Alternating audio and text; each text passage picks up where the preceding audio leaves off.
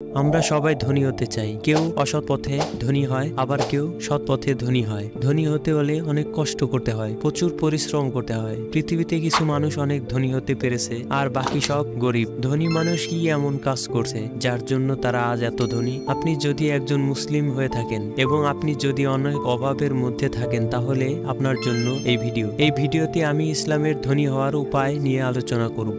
এই উপায়গুলো ফলো করলে আপনি অনেক কম সময়ে ধনী হতে পারবেন। ইসলামে ধনী হওয়ার জন্য আপনাকে ইসলামিক নিয়ম অনুযায়ী কাজ করতে হবে, তাহলে আপনি সৎ পথে ধনী হতে পারবেন।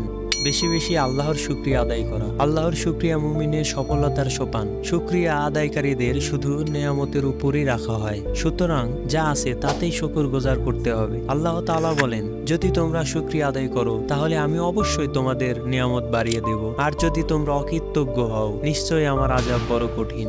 ইস্তেগফার বা ক্ষমা প্রার্থনা করা। ইস্তেগফারের নানাবিধ কল্যাণ রয়েছে। এর একটি হলো হালাল উপার্জন বেড়ে যায়। নূহ আলাইহিস সালামের জবাবে পবিত্র কোরআনে এসেছে, আমি বললাম তোমাদের রবের কাছে ক্ষমা প্রার্থনা করো, তিনি তো ক্ষমাশীল। তিনি তোমাদের জন্য প্রচুর বৃষ্টি বর্ষণ করবেন, তিনি তোমাদের সমৃদ্ধ করবেন ধন সম্পদ ও সন্তান সন্ততিতে, এবং তোমাদের জন্য স্থাপন করবে উদ্যান ও প্রবাহিত করবেন নদী নালা। ইবনে আব্বাস রাদিয়াল্লাহু তাআলা আনহু থেকে বর্ণিত, রাসূল সাল্লাল্লাহু আলাইহি ওয়াসাল্লাম বলেছেন, যে ব্যক্তি বেশি বেশি ইস্তেগফার করে আল্লাহ তাআলা তার সব সংকট থেকে উত্তরণের ব্যবস্থা করে দেন, তার সব পেরেশানি দূর করে দেন এবং তাকে এমন জায়গায় থেকে রিজিক দান করেন যা সে কল্পনাও করতে পারে না। তাওয়াক্কুল করা, আল্লাহর উপর ভরসা। শুধুমাত্র আল্লাহর উপর ভরসা সম্পদ বৃদ্ধির অন্যতম উপায়। ওমর ইবনে খাত্তাব রাদিয়াল্লাহু তাআলা আনহু থেকে বর্ণিত, রাসূল সাল্লাল্লাহু আলাইহি ওয়াসাল্লাম বলেছেন, তোমরা যদি আল্লাহর উপর যথার্থ ভরসা করো তাহলে তোমাদের জীবিকা দেওয়া হবে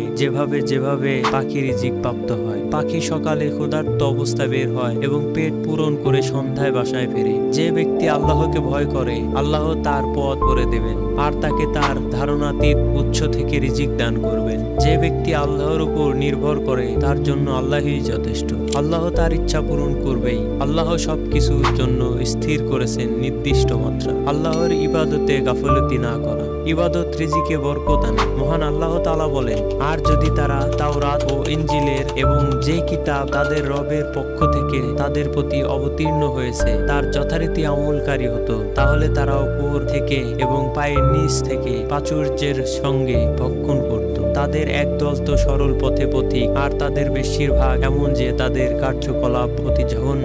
তাওবা করা। তাওবার অর্থ হচ্ছে পাপকে ঘৃণিত কর্ম জ্ঞান করে বর্জন করা, নিজ ভুলের জন্য লজ্জিত হওয়া এবং ভবিষ্যতে তা না করার দৃঢ় প্রতিজ্ঞা করা। হুদ আলাইহিস সালামের ভাষায় কোরআনে এসেছে, হে আমার জাতি, তোমরা তোমাদের রবের কাছে প্রার্থনা করো, অতঃপর তার দিকে নিবিষ্ট হও। তিনি তোমাদের উপর প্রচুর বৃষ্টি বর্ষণ করবে এবং তোমাদের শক্তি বর্ধিত করে দেবেন, আর তোমরা অপরাধী হয়ে মুখ ফিরিয়ে নিও না। আল্লাহর রাস্তায় ব্যয়। আল্লাহর রাস্তায় ব্যয় করলে আল্লাহ সম্পদ বাড়িয়ে দেন। এই মর্মে আল্লাহ তাআলা বলেন, বলে দাও আমার রব তার বান্দাদের মধ্যে যাকে ইচ্ছা তার রিজিক বাড়িয়ে দেন এবং যাকে ইচ্ছা সীমিত করে দেন। তোমরা যা ব্যয় করবে তিনি তার প্রতিদান দেবেন, তিনি শ্রেষ্ঠ রিজিক দাতা। বিয়ে করা। বিয়ে সম্পদ বৃদ্ধির সহায়ক। আল্লাহ তাআলা বলেন, তোমাদের মধ্যে যারা বিপত্নী পুরুষ বা বিধবা স্ত্রী তাদের বিবাহ সম্পাদন করো, এবং তোমাদের দাস ও দাসীদের সঙ্গে যারা সৎ তাদেরও। তারা অভাবগ্রস্ত হলে আল্লাহ নিজ অনুগ্রহে তাদের অভাব মুক্ত করে দেবেন।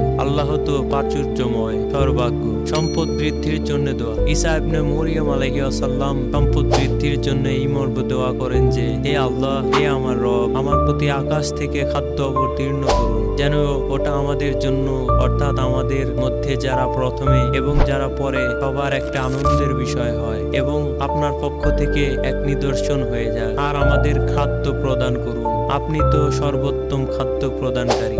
আল্লাহ তাআলা আমাদের সবাইকে হালাল পথে উপার্জন করার তৌফিক দান করুন, রিজিকে প্রশস্ততা দান করুন। আমিন।